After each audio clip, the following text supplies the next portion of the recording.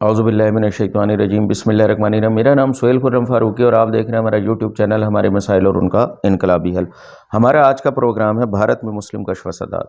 جی ہاں، یہ جو پروگرام ہے مسلم کشف فسادات کے اوپر رکھنا بہت ضروری تھا۔ بھارت میں ہندو تباہ ظلم و ستم کا شکار صرف مسلمان ہی نہیں بلکہ ہندو، سکھ، عیسائی اور دیگر اقلیتوں کے علاوہ خود ہندوؤں کی ایک ظلم و ستم سہنے والے شودر بھی ہیں جو ان کے ہی میں سے ہیں، لیکن وہ ان کے ظلم کا نشانہ بنتے ہیں۔ 1925 میں RSS نے اپنا ہندو توا منشور بنایا۔ RSS کا مطلب ہے راشٹریہ سیونگ سنگھ نے اپنا ہندو توا منشور بنایا، جس کے تحت کسی بھی غیر ہندو کو ہندوستان میں رہنے کی اجازت نہیں ہوگی۔ RSS کا مطلب آپ کو بتا دیا، 1971 میں ہندوؤں کی عیاری اور مکاری سے بنگلہ دیش بن گیا۔ بے شرم نریندر مودی، جسے دریندر مودی بھی کہا جائے تو بے جانا ہوگا، خود وہ تسلیم کرتا ہے کہ میں مکتی بہانی بنانے اور پھر اس کے ساتھ مل کر کس طرح بنگلہ دیش بنانے اور سازشیں کرنے اور وہاں کے لوگوں کو ورگلانے اور وہاں کے تعلیمی اداروں کے اندر کس طریقے سے غلط سلط پروپیگنڈا کیا، اس کے اندر یہ پیش رہا۔ 2002 میں انڈین گجرات میں مودی جب وزیر اعلیٰ تھا تو مسلمانوں کو، عورتوں، ہندوؤں اور بچوں کو بے دردی سے زندہ جلا دیا گیا۔ وہ نیٹ کے اوپر بھی موجود ہے، اور دوسرے نصیر الدین شاہ کی فلم فرزینیا، اس کے اندر بھی یہ سارے مناظر دکھائے گئے ہیں، وہ ضرور دیکھیں۔ نصیر الدین شاہ کی فلم ہے۔ احسان جعفری، جنہیں گجرات میں انہی فسادات کے دوران انہوں نے اپنے گھر کے اندر بچوں، بوڑھوں اور عورتوں کو پناہ دی، تو ان کو بے دردی سے گھسیٹ کے سڑک کے اوپر قتل کر دیا گیا۔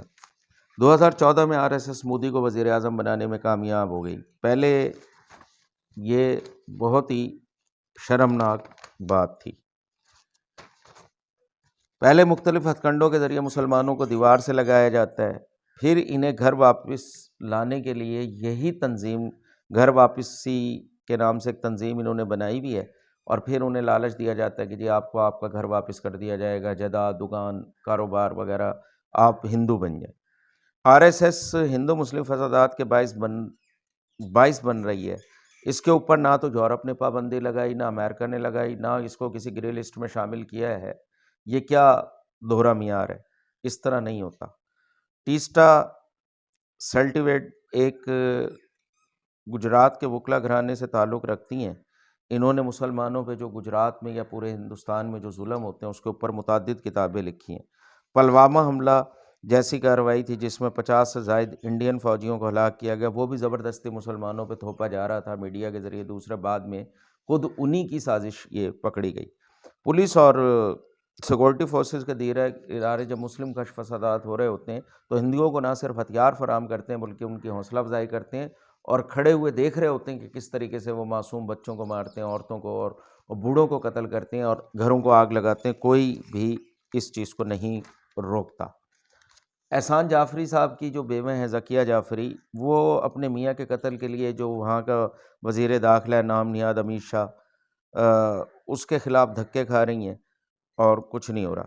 ایک سازش کے تحت پلوامہ دھماکے کی ذمہ داری بھی کشمیریوں پر ڈالی گئی۔ بھارت میں 50% آبادی جانوروں سے بدتر زندگی گزارنے پر مجبور ہے، جس میں زیادہ تعداد مسلمانوں کی ہے۔ 5 سالوں میں 16 بڑے ہندو فسادات ہوئے، جن میں 78 سے زائد مسلمانوں کو بے دردی سے قتل کر دیا گیا، ان کی املاک اور ان کے گھروں اور کاروبار کو آگ لگا دیا گیا۔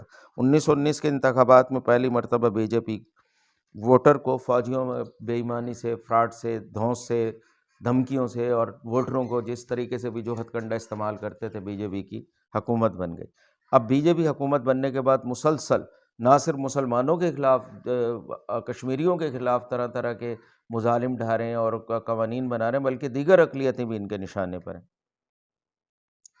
تو یہ 100 سے زائد نیشنل اور انٹرنیشنل چینل ہیں ہندوستان کے اندر جو انتہا پسندوں کو بٹھا کر مسلمانوں کے مذہبی رہنماؤں کی باقاعدہ اور منظم طریقے سے کردار کشی کرتے ہیں۔ انڈیا میں مسلمانوں کے قتل عام کو رکوانے کے لیے نہ تو کوئی UNO آ رہا ہے، نہ کوئی یورپ آ رہا ہے، نہ کوئی اور تنظیم آ رہی ہے۔ کیسا دوہرا معیار ہے دنیا کا۔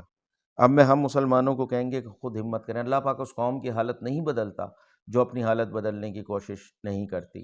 لیس الانسان الا ما سعی، انسان کو وہی کچھ ملتا ہے جس کی وہ کوشش کرتی ہے۔ مسلمان اٹھ جائیں، کھڑے ہو جائیں وہاں پر اور ثابت کریں کہ وہ ایک مسلمان ہے، جرأت سے، ہمت سے۔